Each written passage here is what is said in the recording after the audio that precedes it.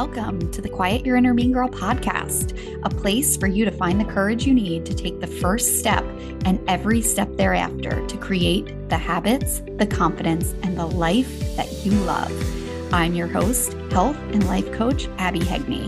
Let's dive in.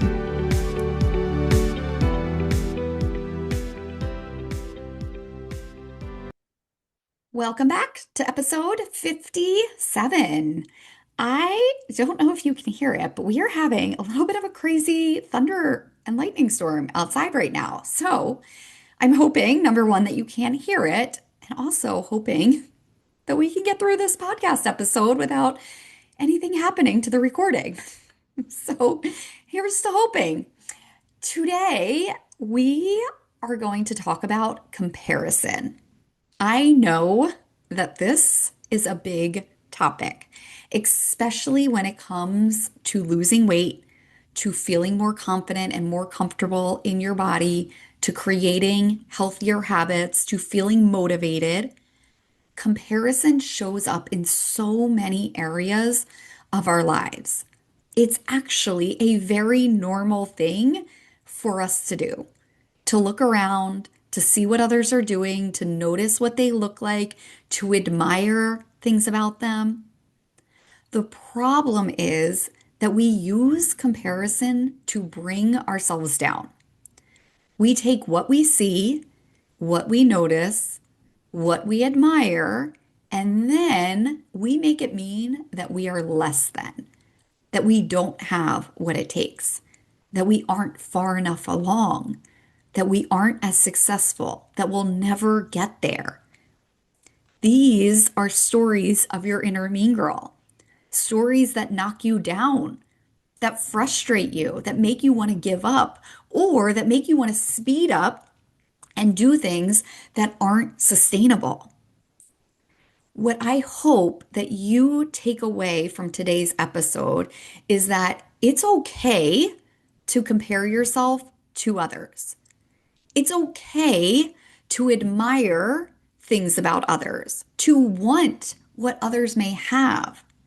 It's okay to look around and compare your life and the things that you have and the things that you do and the decisions you make to others. But what you do with that comparison, how you use it, matters. This topic of comparison has been on my mind lately ever since I had this conversation with my son a couple weeks ago. If you listened a few weeks back, I mentioned that we were going to visit my in-laws in South Carolina. We had the best time down there. The weather was amazing. The kids were living their best life. They were doing all of the things, having a blast as kids should do in the summertime. And then over the last couple of days that we were there, my son started to say that he didn't feel well. He was complaining that his stomach hurt and it kind of came and it went. But after a couple of days, he was still saying that it was bothering him. So we took him into the local emergency hospital and we discovered that he had appendicitis. Not what you want to hear when you are on vacation, and certainly not what you want to hear when you are far away from home, but also something that you don't mess around with. So, of course, we took immediate action. The emergency hospital where we had taken him was wonderful. They were able to get him right into Savannah's Children's Hospital. They transferred us down there, and within just a few hours, my son was able to get into surgery and have his appendix removed safely, thank God, before anything got worse, before it ruptured. It was such a blessing. And him and I spent the night in the hospital for him to rest and recover. And the next morning, when he woke up, we were sitting there chatting, and I don't even remember exactly what it was or how it came up, but he said to me, "Mommy, it's not fair. They had such a good day, and I had the worst day." And I could hear in his voice and see on his face how hurtful that was. And then we had such a beautiful conversation about life and how life is all things. And it's all things for all of us at different times. And one person's best day can be another person's worst day. But when we get caught up in comparison, we completely forget this. In life, yes, but especially when it comes to losing weight. The days that feel hard, the days that we feel frustrated, that we're questioning if we're even making any progress, or we're thinking that we don't know if we can do it, we look around and then we see everyone else's highlight reel. And we use that against ourselves. We make it harder for us. We assume that something is wrong with us. We think others have it easier. The underlying story that we tell ourselves is, I should be more like them. I should be doing what they're doing. I should look the way that they look. I should have what they have.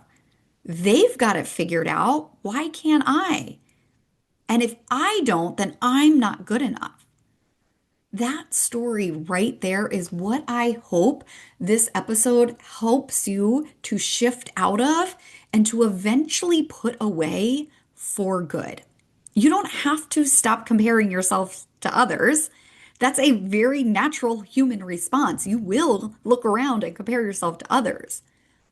But can you take away the not enoughness that comparison brings up?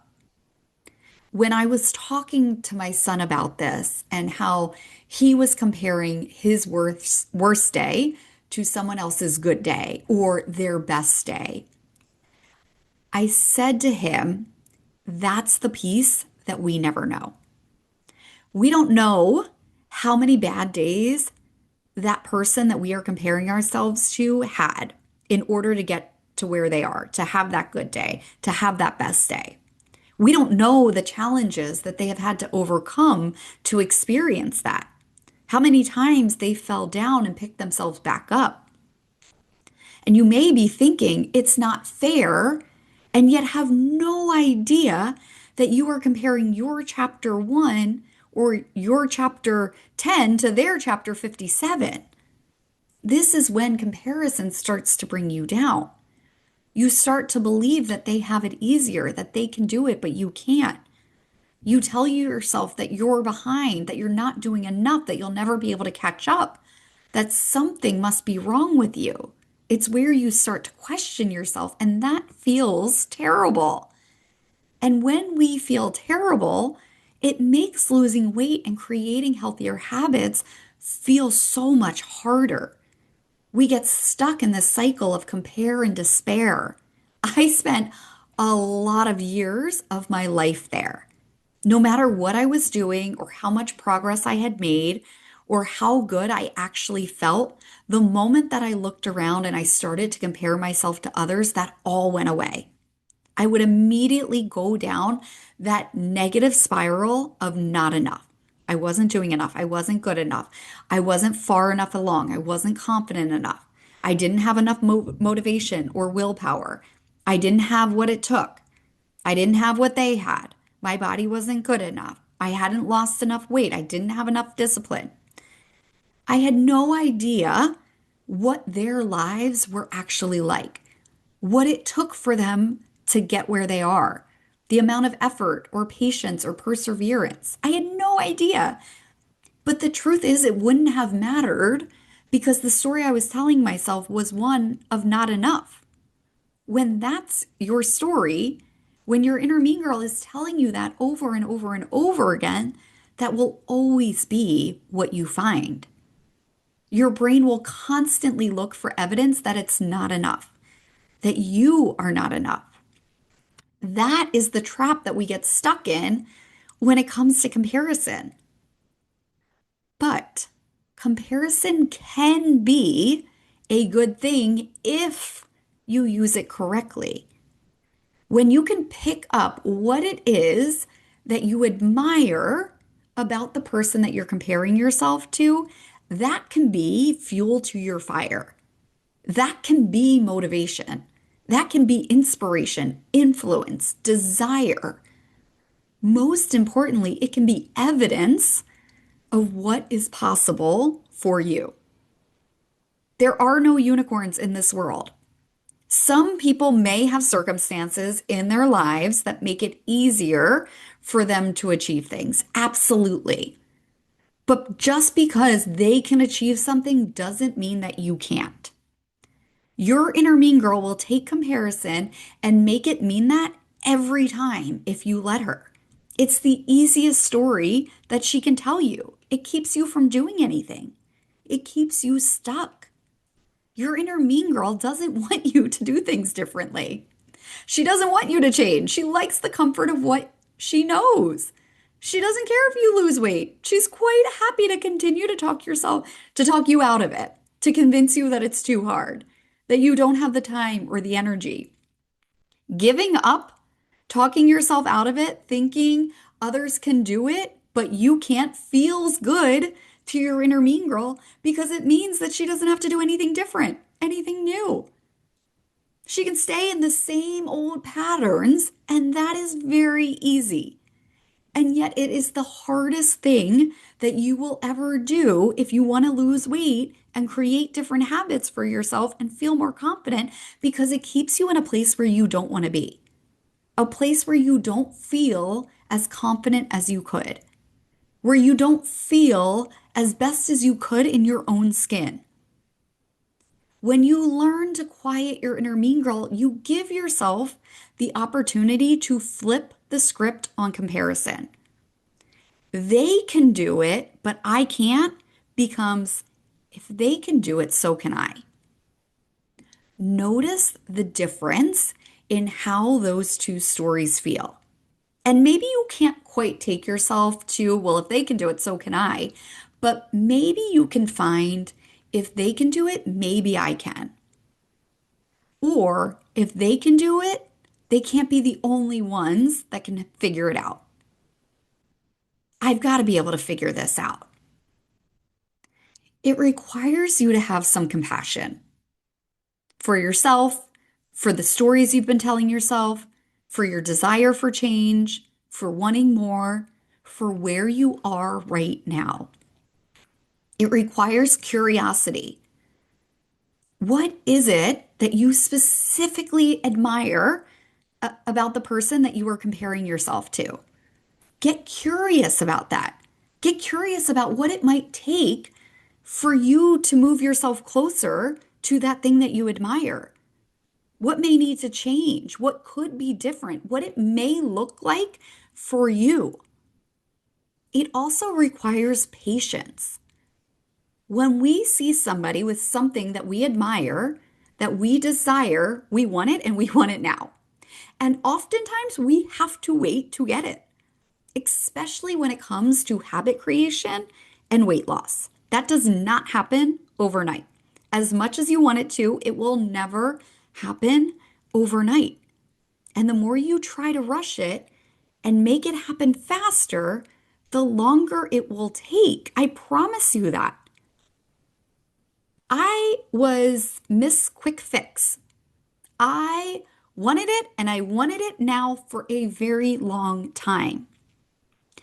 The reason that I feel more confident in my body now at 42 than I did in my 20s was because I slowed myself down.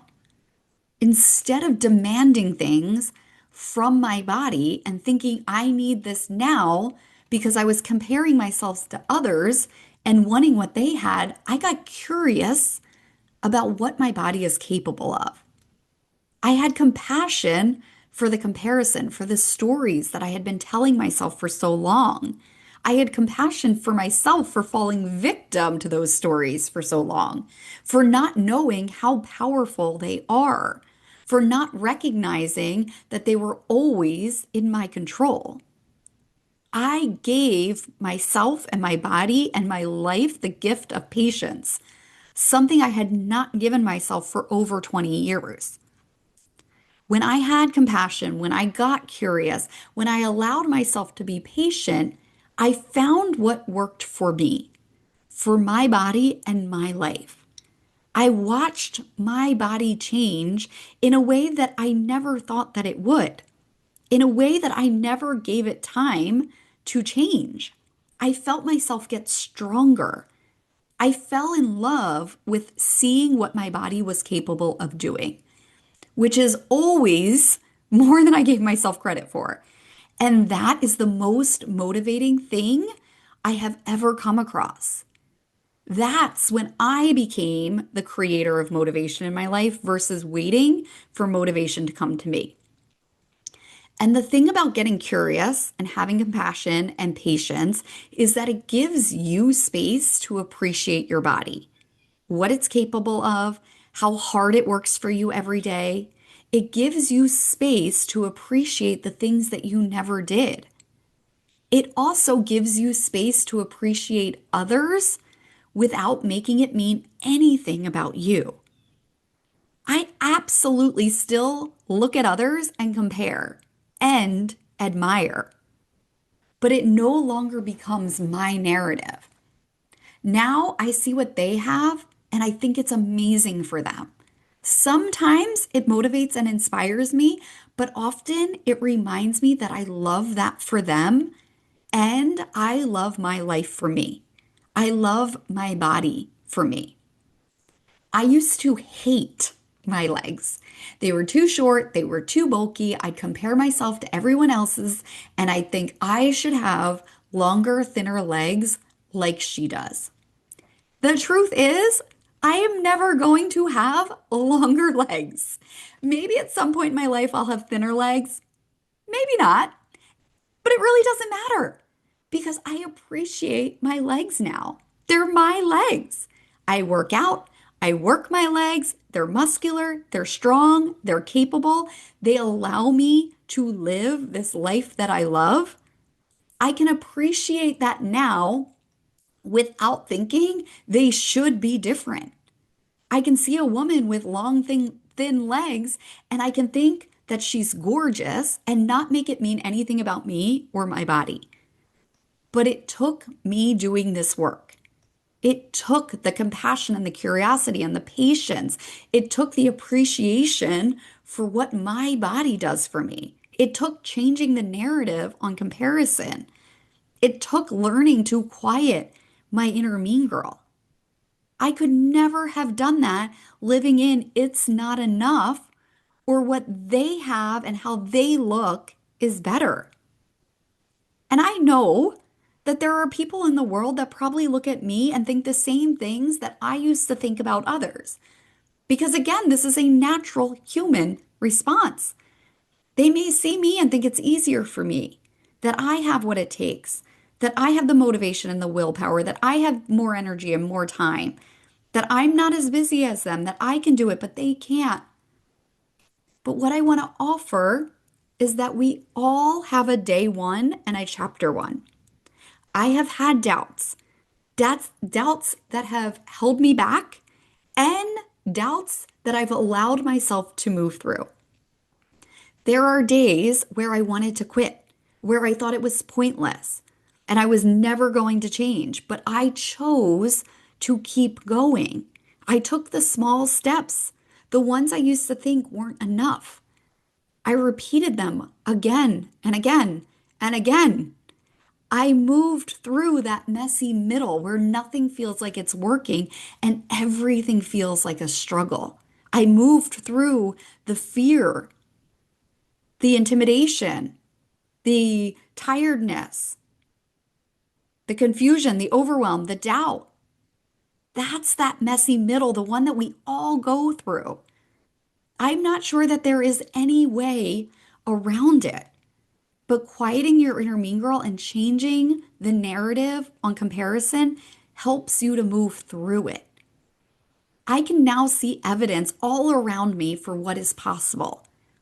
I choose to see that every day for me, for my body, for my habits, for my business, for my clients, for my family, for my relationships, for my life, so that I can have conversations with my son like I did the other week and I can look him in the eyes and say, honestly, buddy, I get it. It's hard. It's hard to think that you're seeing other people have their best days when you're having a bad day. But it's also a reminder that the good days will be back. You will feel better again. You will be able to do all of the things that you love. But for right now, it's okay to be where you are. Just don't forget what's coming your way. The same is true for you. I know how hard it is to look around, to think that other people can do it, but you can't, to think that they have it easier, that they don't struggle. I know how frustrating it can be to think that you have tried everything and nothing works.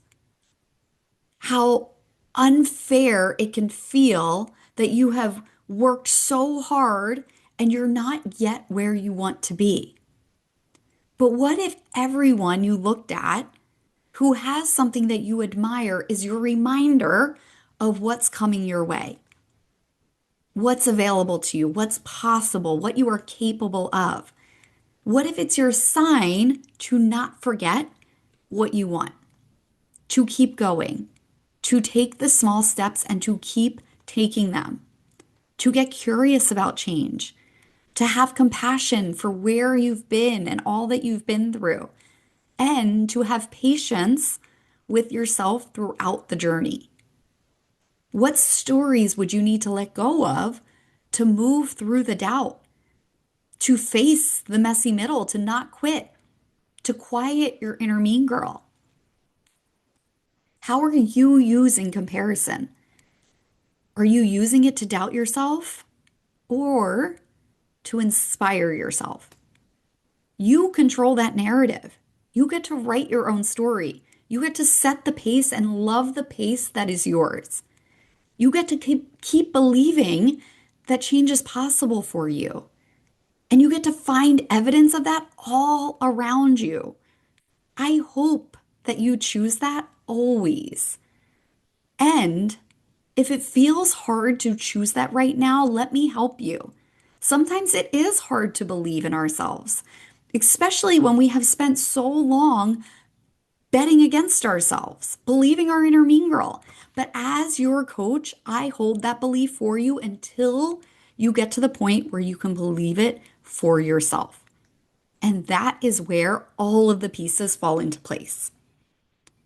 I hope this episode was so helpful for you today. I hope that it gives you the opportunity and the space to look at comparison differently, to change the narrative, to quiet your inner mean girl, to take those small steps towards the habits and the confidence and the weight loss and the life that you want to be living. And if you are ready to take that step, to create that change, to quiet your inner mean girl and build a weight loss plan that actually works with your life, I would love to work with you. You can go to the show links. You can schedule a free consultation. That is always the first step. That is where I really get to know you and where you are and where you want to be and help you to create that blueprint to lose the weight and lose it with confidence that this time it is staying off. Okay, my friend, that is all for this week. I will talk to you next week.